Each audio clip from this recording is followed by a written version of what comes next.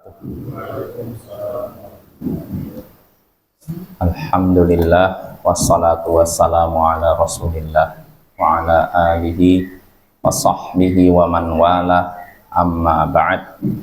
Ayyuhal ikhwa wal akhwat, a'azzani wa a'azzakumullah. Saudara-saudara yang semoga dimuliakan oleh Allah, kita bertemu kembali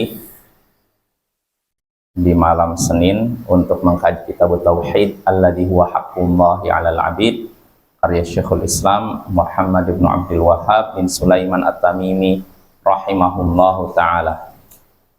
Ya, pada pertemuan sebelumnya kita masih di bab qaulillahi ta'ala fala taj'alu lillahi andada wa antum ta'lamun. Bab firman Allah taala, maka jangan kalian membuat tandingan-tandingan bagi Allah sedangkan kalian tahu. Sedangkan kalian tahu apa? Bahwa Allah tidak punya tandingan, ya. Dan kita sudah membahas perkataan Ibnu Abbas ketika menafsirkan ayat ini. Maksud membuat tandingan yaitu syirik, kata Ibnu Abbas, dan itu lebih samar daripada gerakan semut di atas batu hitam di tengah malam gelap gulita, ya.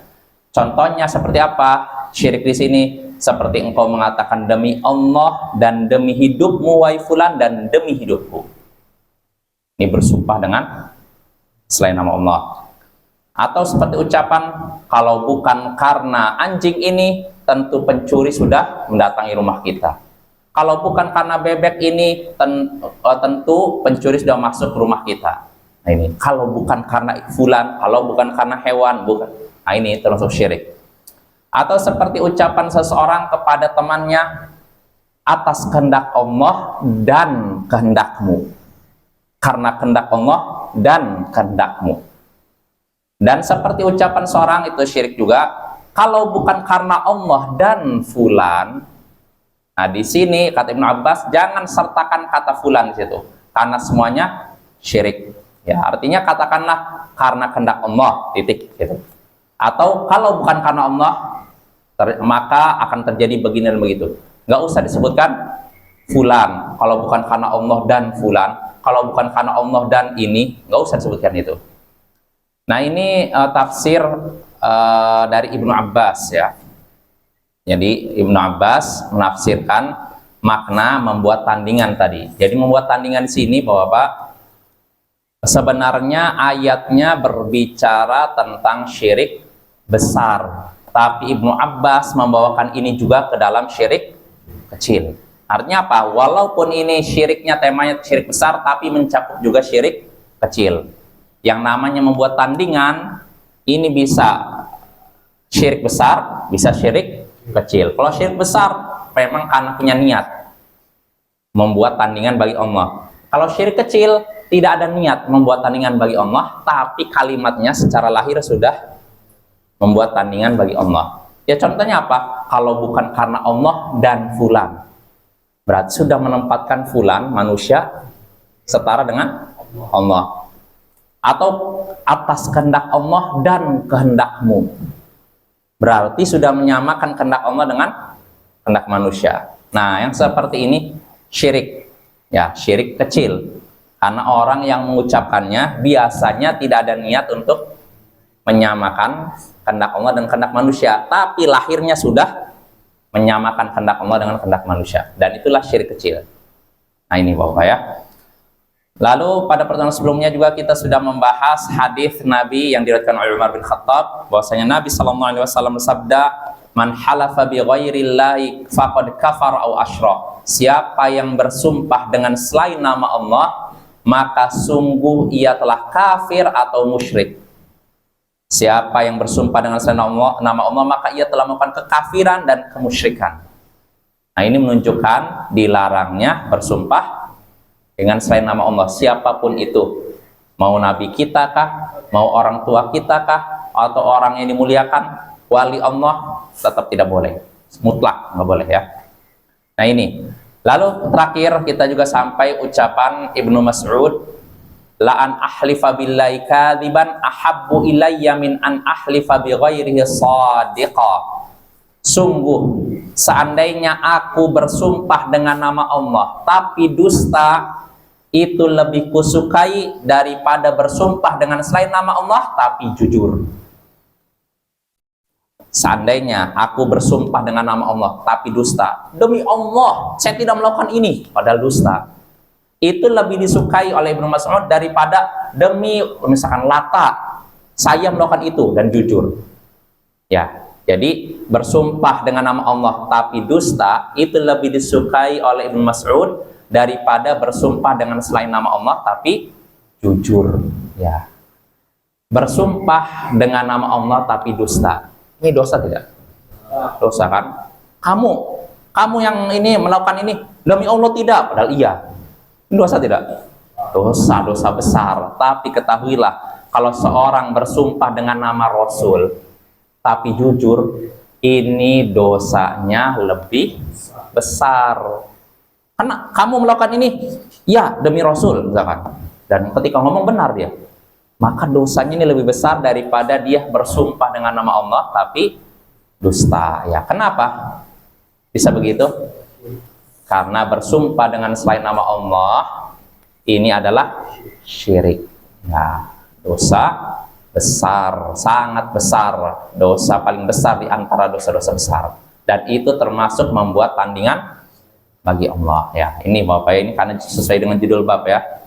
Jangan kalian membuat tandingan bagi Allah padahal kalian tahu. Ya, di antara bentuk membuat tandingan bagi Allah yaitu bersumpah dengan selain nama Allah. Nah, itu riwayat dari Ibnu Mas'ud. Nah, sekarang kita masuk athar riwayat baru yang disebutkan oleh Syekh Muhammad di sini. Berkata Syekh Muhammad bin Abdul Wahhab bin Sulaiman At-Tamimi rahimahullah, wa an Hudzaifah radhiyallahu anhu an Rasulillah sallallahu alaihi wasallam qala la taqulu ma sya'allahu wa sya'a fulan walakin qulu ma sya'allahu thumma sya'a fulan. Rawahu Abu Dawud bisanadin sahih. Dari Hudzaifah, semoga Allah meridainya. Hudzaifah di sini Hudzaifah bin Al-Yaman, sahibus sir Rasulullah SAW, sahabat rahasia Rasulullah. Artinya dialah sahabat Nabi yang menyimpan rahasia Rasulullah SAW berupa apa? Nama-nama orang munafik. Jadi orang munafik yang kita ketahui kan mereka menampakkan keislaman, menyembunyikan kafiran, ya kan? Dan kita nggak bisa memastikan ini dia menyembunyikan kekafiran atau tidak, nggak bisa, Pak. Walaupun ada tanda-tandanya. Nah, tapi Nabi sudah dikabarkan oleh Allah, fulan ini munafik, calon penghuni neraka, bahkan di kerak neraka. Tahu dari mana Nabi tahu? Wahyu. Kalau Allah tidak menurunkan wahyu, Nabi nggak tahu. Nah, kalau Nabi saja tidak tahu, apalagi kita, nggak bisa Bapak ya. Walaupun tanda-tandanya nampak, tapi untuk memastikan sulit. Nabi baru tahu setelah ada wahyu nih, fulan ini adalah munafik. Orang yang menampakkan keislaman tapi menyembunyikan kafiran. Nah, nama-nama ini Nabi dapatkan dari wahyu, lalu disampaikan kepada Hudzaifah. Cuman Hudzaifah bin Al-Yaman, sahabat satu-satunya sahabat yang diberi nama-nama orang munafik, rahasia seperti ini. Dan Hudzaifah dipesankan oleh Nabi jangan memberitahukan namanya kepada para sahabat lain. Ya, cukup dia aja. Nah, tapi para sahabat tahu, oh, kayaknya dia menyimpan rahasia nih Hudzaifah. Dan para sahabat segan juga nanya ke Hudzaifah, gimana nih? Karena kan ini rahasia kan. Nah, tapi suatu hari rahasia ini sedikit terbuka. Yaitu ketika Umar bin Al-Khattab, dia setelah Rasulullah meninggal ya, dia hendak menyolati jenazah seseorang. Ketika mau takbir, tiba-tiba dipegang oleh Hudzaifah. Tarik, jangan sholati dia. Umar kaget, loh kok kenapa? Dia adalah orang munafik yang disebutkan namanya oleh Rasulullah. Kaget Umar. Nah, disitulah Umar baru bertanya kepada Hudzaifah, demi Allah, aku memohon kepadamu, wahai Hudzaifah, apakah Rasulullah menyebutkan namaku sebagai munafik? Bayangkan, Umar bin Khattab yang sudah turun wahyu, dijamin masuk surga, masih apa? Khawatir masuk orang munafik, bayangkan. Lihat, ini seorang sahabat, maka apalagi kita harusnya ya, kita lebih khawatir lagi Bapak ya. Jadi Umar bertanya kepada Hudzaifah, apakah Rasulullah menyebutkan namaku sebagai orang munafik? Maka kata Hudzaifah, tidak demi Allah, dan aku tidak akan bocorkan lagi selain sekarang ini.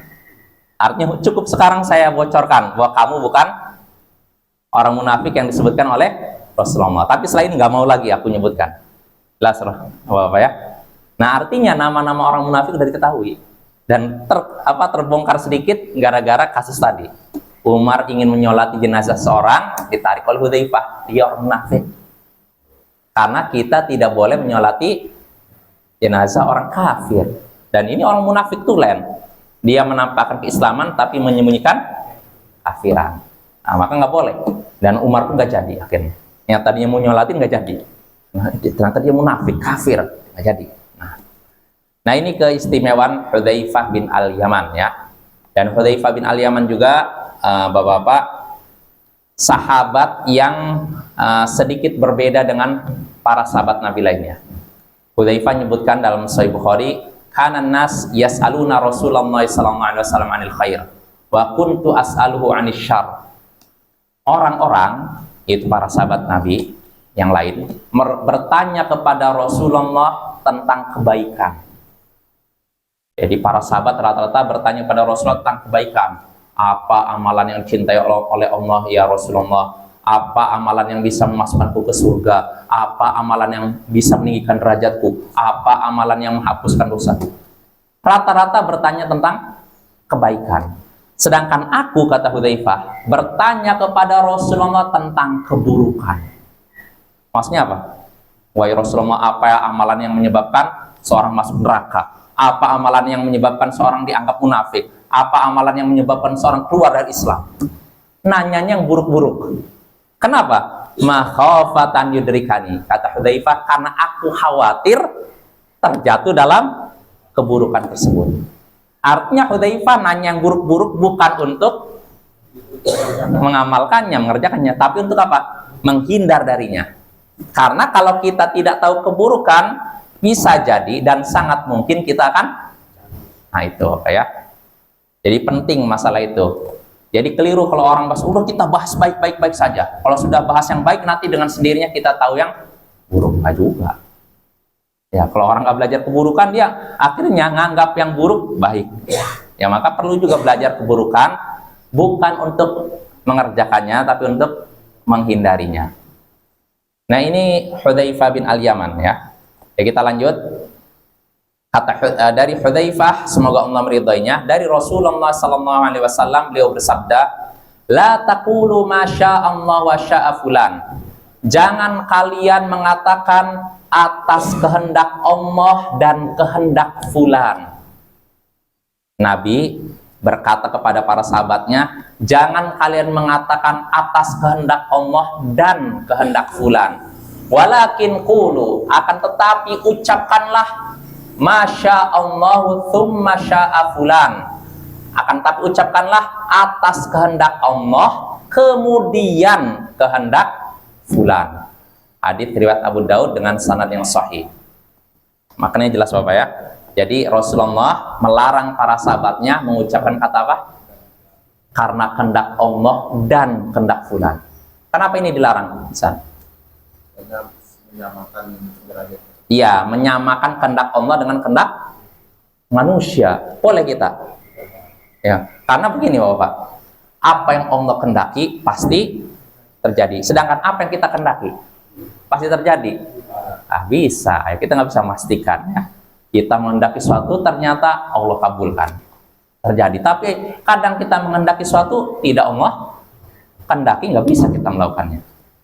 Nah, ketika kita menyatakan karena kehendak Allah dan kehendak fulan, berarti kita sudah menyamakan kehendak Allah dengan kehendak manusia. Ini namanya apa? Syirik. Ya, maka Nabi melarang. Jangan mengucapkan gitu.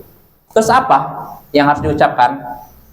Kata Nabi, akan tetapi ucapkanlah karena kehendak Allah, kemudian kehendak fulan. Sama tidak? Yang pertama karena kehendak Allah dan kehendak fulan. Yang kedua, ucapkanlah karena kehendak Allah, kemudian kehendak fulan. Kalau karena kehendak Allah, kemudian kehendak fulan, ini boleh. Tapi kalau karena kehendak Allah dan kehendak fulan ini nggak boleh. Apa bedanya, San? Kalau karena kehendak Allah kemudian kehendak fulan, kenapa boleh? Misalnya kayak orang lagi misalnya dari Allah itu misalnya diberikan rezeki kepada orang yang apa ini, orang yang apa ini ngasih ke apa orang yang susah. Jadi berkatlah apa itu dari orang ini minta dikasih ke orang yang susah. Ya, artinya kenapa? Kenapa yang seperti itu boleh? Karena begini Bapak, kalau misalkan kita menyatakan karena kehendak Allah kemudian kehendak fulan, artinya kita tempatkan kehendak manusia di bawah kehendak Allah. Boleh tidak? Boleh kalau kayak gini. Tapi yang nggak boleh itu menyetarakan karena kehendak Allah dan kehendak fulan. Karena kata dan itu menyetarakan. Kemudian melalui Bisa juga kalau melalui mungkin ya boleh juga kayak gitu. Karena kehendak Allah melalui fulan, boleh juga. Karena melalui itu kan bukan menyetarakan, ya. Tapi kalau kata dan itu udah menyetarakan, nggak boleh gitu apa ya. Jadi yang boleh itu karena kehendak Allah kemudian kehendak fulan. Nah ini bisa kita pakai misalkan kalau ngasih pengumuman, misalkan ada acara keluarga, oh karena berkat pertolongan Allah kemudian pertolongan Pak Kepala Desa, nah, acara ini bisa terselenggara, misalkan gitu. Boleh kemudian. Dan yang nggak boleh karena kehendak Allah atau karena pertolongan Allah dan pertolongan Pak Kepala Desa, maka acara ini nggak boleh. Karena kita udah menyamakan, nah itu. Jadi harus pakai kata kemudian, bukan dan. Jelas Bapak ya. Nah ini apa kandungan hadis tersebut. Dan dari kandungan hadis ini juga kita bisa mengambil pelajaran yang penting yang disebutkan oleh Syekh Muhammad bin Shalih Al-Utsaimin. Ketika kita melarang seorang dari suatu kesalahan, ketika kita melarang seorang dari suatu perbuatan yang terlarang, yang diharamkan, hendaknya kita sebutkan juga jalan keluarnya. Perhatikan Bapak, saya ulangi lagi ya. Ketika kita melarang seorang dari suatu perbuatan yang diharamkan, kita melarang seorang dari suatu perbuatan yang diharamkan atau makanan yang diharamkan, maka sebutkan jalan keluarnya. Jangan cuma melarang lalu diam. Kasih solusinya. Nah, ini termasuk metode pendidikan begitu juga. Oh, tadi Nabi menyatakan, jangan kalian mengucapkan dan kehendak apa karena kehendak Allah dan kehendak fulan. Kalau cuma sampai sini, para sahabat kira-kira bagaimana? Bingung, terus yang benar apa ya kan? Nah, Nabi ini seorang pendidik yang baik. Ketika melarang sesuatu, beliau sebutkan juga apa? Jalan keluarnya. Jadi jangan melarang lalu tanya terus gimana harusnya? Oh nggak tahu, cari sendirilah. Kan ada sebagian orang gitu kan, kamu nggak boleh gini, nggak boleh gini. Terus bagaimana solusinya? Pikirkan aja sendiri. Namanya menyusahkan orang ya. Dalam Al-Quran nggak seperti itu. Allah ketika melarang sesuatu sebutkan jalan keluarnya. Contohnya dalam surat Al-Baqarah yang sudah pernah kita singgung. Allah berfirman, ya ayyuhalladzina amanu la taqulu ra'ina wa qulu nzurna. Wahai orang-orang beriman, jangan mengucapkan kata ra'ina. Akan tapi ucapkanlah unzurna.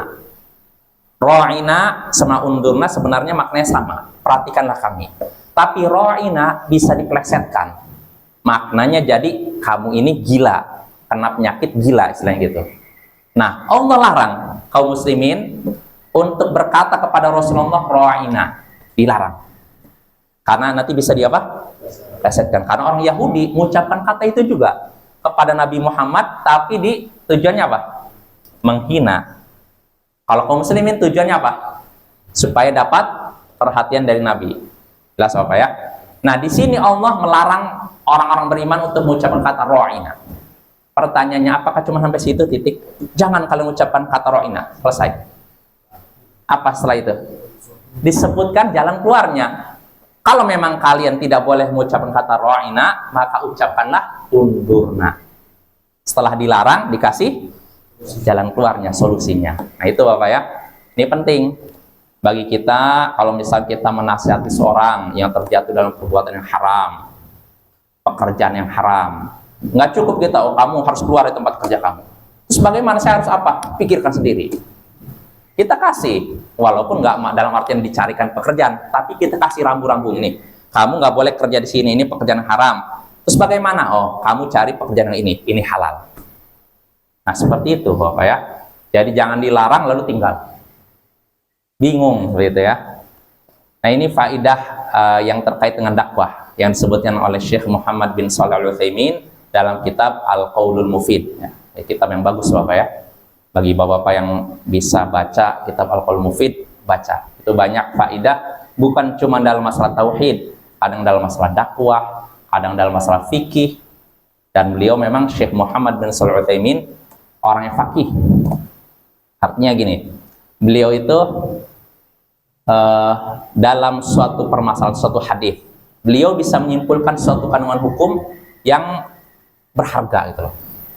Yang bisa jadi ulama lain kadang menarik kesimpulan, oh ini faidahnya segini, 1, 2. Kalau Syekh bisa menyebutkan banyak. Ini kan tanda-tanda orang fakih, punya pemahaman yang mendalam, bisa menyimpulkan suatu masalah dengan begitu jeli ya Bapak ya. Nah, ini kelebihan Syekh Muhammad bin Shalih Al-Utsaimin ya. Nah, itu Bapak. Jadi kita kembali lagi dari hadis Hudzaifah tadi, Rasulullah melarang para sahabatnya mengucapkan apa? Atas kehendak Allah dan kehendak fulan. Dilarang. Terus Rasulullah ngasih apa? Jalan keluarnya, solusinya. Kata Rasulullah, akan tapi ucapkanlah karena kehendak Allah, kemudian kehendak fulan. Nah, hadis ini sahih Bapak, riwayat Abu Daud. Lalu berikutnya, Syekh menyebutkan riwayat berikutnya, kata Syekh rahimahullah, wa ja'a an Ibrahim an-Nakha'i annahu yukrahu an yaqula rajulu a'udzu billahi wa bik wa yajuzu an yaqul billahi thumma bik. Telah datang riwayat dari Ibrahim an-Nakha'i, seorang ulama tabi'in, bahwasanya dia berpendapat, Ibrahim an-Nakha'i berpendapat, dibenci, dimakruhkan seseorang berkata, aku berlindung kepada Allah dan kepadamu. Jadi kata Ibrahim an-Nakha'i yang seperti ini dibenci, dimakruhkan. Seorang mengucapkan kata, aku berlindung kepada Allah dan kehendakmu. Lalu kata beliau, dan yang boleh seorang mengucapkan, aku berlindung kepada Allah, kemudian kepadamu. Sama tidak? Beda kan? Kalau aku berlindung kepada Allah dan kepadamu, ini artinya apa? Menyamakan. Artinya Allah dengan makhluk sama-sama bisa melindungi. Sama perlindungannya. Ini keliru. Nah, yang benar, aku berlindung kepada Allah, kemudian kepadamu, lalu kepadamu. Nah, yang seperti ini diperbolehkan karena kita menempatkan perlindungan makhluk di bawah perlindungan Allah. Jelas Bapak ya? Nah, ini ya. Jadi ini termasuk kata-kata ya tadi, aku berlindung kepada Allah dan kehendakmu. Yang seperti ini termasuk syirik kecil. Mungkin timbul pertanyaan, tapi kata Ibrahim an-Nakha'i di sini katanya dibenci, makruh. Kalau makruh artinya apa Bapak? Dikerjakan tidak dosa, ditinggalkan pahala. Berarti bukan haram, bukan syirik, cuman makruh. Kalau diucapkan boleh-boleh saja, ditinggalkan dapat pahala. Gimana nih? Benar tidak? Mana Jais? Salah fikih. Ya, jadi begini Bapak ya. Kalau ulama, ini kan ulama tabi'in. Kalau ulama tabi'in, ulama dahulu sahabat tabi'in, misalkan mengucapkan kata aku benci ini, aku berpendapat ini makruh. Maksudnya bukan makruh seperti yang kita bayangkan. Bukan makruh dalam istilah fikih. Kalau makruh dalam istilah fikih, perbuatan ini makruh. Artinya kalau dikerjakan tidak dosa kan? Tapi ditinggalkan dapat pahala. Ya tidak? Ya kan? Itu makruh dalam istilah fikih. Tapi kalau para ulama terdahulu menyatakan aku benci ini, karena makruh artinya apa? Dibenci kan? Aku benci ini. Aku menganggap perbuatan ini dibenci. Aku menganggap perbuatan ini makruh. Artinya bukan artinya dikerjakan tidak apa-apa, ditinggalkan berpahala, bukan. Tapi maksudnya itu haram. Dibenci di sini artinya haram. Makruh di sini haram. Kalau para ulama terdahulu menyatakan kata makruh dibenci, maksudnya apa? Haram. Dan itu ada sandarnya dalam Al-Quran. Dalam surat Al-Isra 38, kullu dzalika kana sayyi'uhu 'inda rabbika makruha. Allah telah menyebutkan beberapa dosa, dilarang berbuat syirik, dilarang zina, dilarang membunuh, dilarang membunuh membunuh anak-anak takut miskin, dilarang, sebutkan beberapa larangan. Setelah itu Allah katakan semua itu di sisi Tuhanmu adalah makruh. Semua itu syirik, zina, membunuh, semua ini adalah makruh di sisi Tuhanmu. Apakah artinya makruh di sini? Dikerjakan nggak apa-apa, zina nggak apa-apa dikerjakan, tinggalkan dapat pahala itu. Apa maksud makruh di sini? Diharamkan artinya apa ya? Ini perlu kita ketahui karena sebagian orang salah paham dalam hal ini. Ya contohnya seperti ucapan, kalau nggak salah ucapan Imam Syafi'i atau siapa yang menyatakan meninggikan kuburan itu saya benci, akroh, saya berpendapat itu makruh. Maksud makruh di sini bukan dikerjakan nggak apa-apa, ditinggalkan berpahala, bukan. Tapi maksudnya itu haram. Ini perlu kita ketahui Bapak ya, biar kita tidak salah paham. Jadi kalau ulama terdahulu, sahabat Nabi, tabi'in, muridnya sahabat Nabi, tabi'in, muridnya tabi'in, misalkan 3 generasi ini menyatakan aku berpendapat ini makruh, aku berpendapat ini dibenci, maksudnya apa? Haram ya, bukan makruh dalam artian dikerjakan tidak dosa, ditinggalkan pahala ya.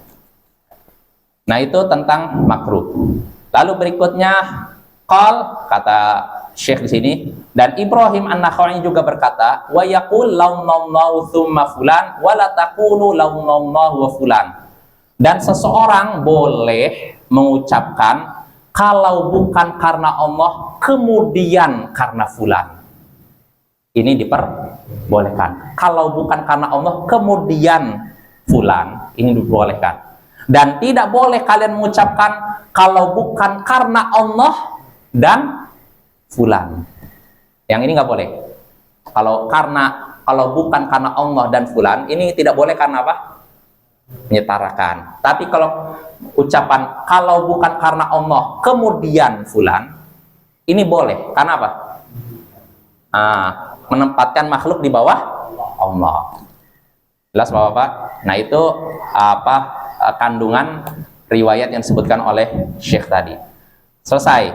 Nah kita bahas masail sini, kata Syekh, fihi masail. Dalam bab ini ada beberapa masalah. Al-ula, yang pertama, tafsiru ayatil baqarati fil andad. Tafsir ayat dalam surat Al-Baqarah tentang tandingan-tandingan. Maksudnya surat Al-Baqarah ayat 22 yang menyatakan jangan kalian buat tandingan bagi Allah. Tafsir tandingan ini sudah kita bahas. Kata Ibnu Abbas artinya apa? Syirik. Contoh seperti apa? Seperti ucapan demi Allah dan demi fulan. Atau seperti ucapan kalau bukan karena anjing ini pencuri masuk. Atau seperti ucapan atas kehendak Allah dan kehendakmu. Atau seperti ucapan kalau bukan karena Allah dan fulan. Nah ini maksud apa? Tandingan, membuat tandingan bagi Allah. Itu yang pertama. Ats-tsaniyatu, permasalahan kedua, anna sahabata yufassiruna al-ayatan nazilata fi syirkil akbar bi annaha ta'ummul asghar. Bahwasanya para sahabat yang kedua menafsirkan ayat yang turun tentang syirik besar. Para sahabat menafsirkan ayat yang turun tentang syirik besar, mereka menafsirkan bahwa itu juga mencakup syirik kecil. Contohnya tadi, fala taj'alu lillahi andada. Jangan kalian membuat tandingan bagi Allah. Ini sebenarnya tentang syirik besar, Bapak, yang mengeluarkan dari Islam. Tapi Ibnu Abbas membawakan ayat ini untuk syirik kecil. Seperti ucapan tadi, kalau bukan karena Allah dan fulan, atas kehendak Allah dan kehendakmu. Nah, ini syirik kecil kan? Ayat tadi syirik besar, tapi diberlakukan juga untuk syirik kecil. Itu kedua. Ats-tsalitsatu, kata Syekh yang ketiga, annal halifa bi ghairillahi syirkun. bahwasanya bersumpah dengan selain nama Allah adalah syirik. Bersumpah dengan selain nama Allah adalah syirik. Selain Allah ini umum, mau rasul, mau malaikat, orang soleh, wali, orang toleh, ya orang yang tidak soleh toleh ini, itu diharamkan pokoknya. Itu yang ketiga. Ar-rabi'atu, permasalahan keempat, annahu idza halafa bi ghairillahi shadiqan fa huwa akbaru minal yaminil ghamus. Bahwasanya jika seorang bersumpah dengan selain nama Allah, bersumpah dengan selain nama Allah, tapi jujur, itu dosanya lebih besar daripada sumpah dusta. Sumpah dengan nama Allah tapi dusta.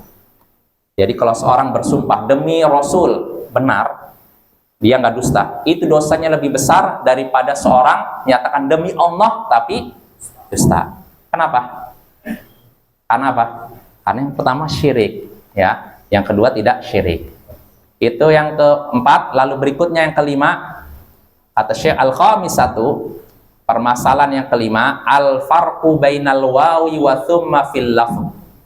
Perbedaan antara dan serta kemudian dalam pengucapan.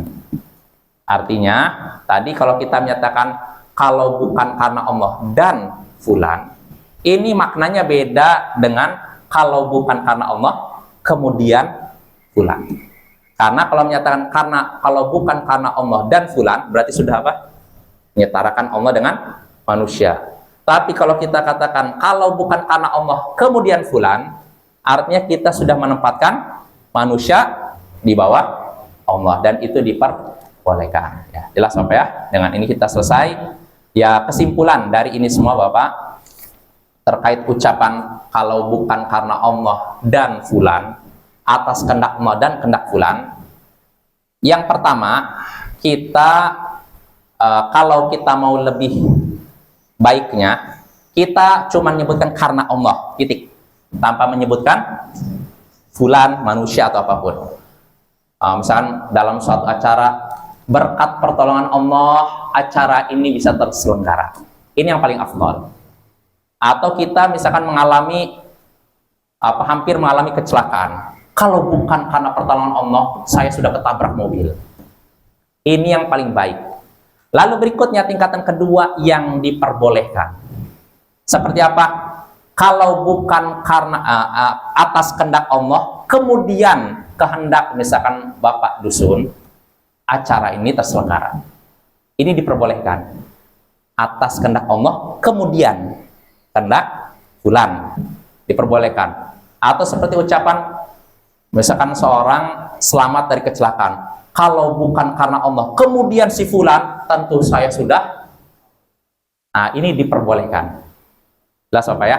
Kalau yang pertama nggak nyebutkan nama manusia sama sekali, Allah saja. Yang kedua yang diperbolehkan yaitu menyebutkan Allah kemudian manusia. Nah, yang ketiga yang diharamkan dan termasuk syirik kecil yaitu dengan menyatakan kalau bukan karena Allah dan fulan, atas kehendak Allah dan fulan. Nah, yang ini diharamkan, hendaknya kita jauhi. Ya mungkin itu saja. Apapun, pertolongan atau apapun. Terima kasih.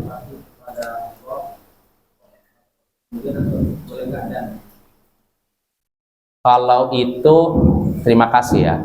Saya berterima kasih kepada Allah, dan ya, sebaiknya menggunakan kemudian. Walaupun ini ya bisa jadi orang karena dikhawatirkan menyamakan juga ya. Sebaiknya sebagai bentuk hati-hatian. Iya, saya ucapkan terima kasih kepada Allah kemudian, gitu. Allahu a'lam. Insya Allah kita lanjutkan bab berikutnya Bapak pada pertemuan berikutnya ya. Subhanallah wa bihamdihi. Kalau kita tegur langsung dengan Ustaz.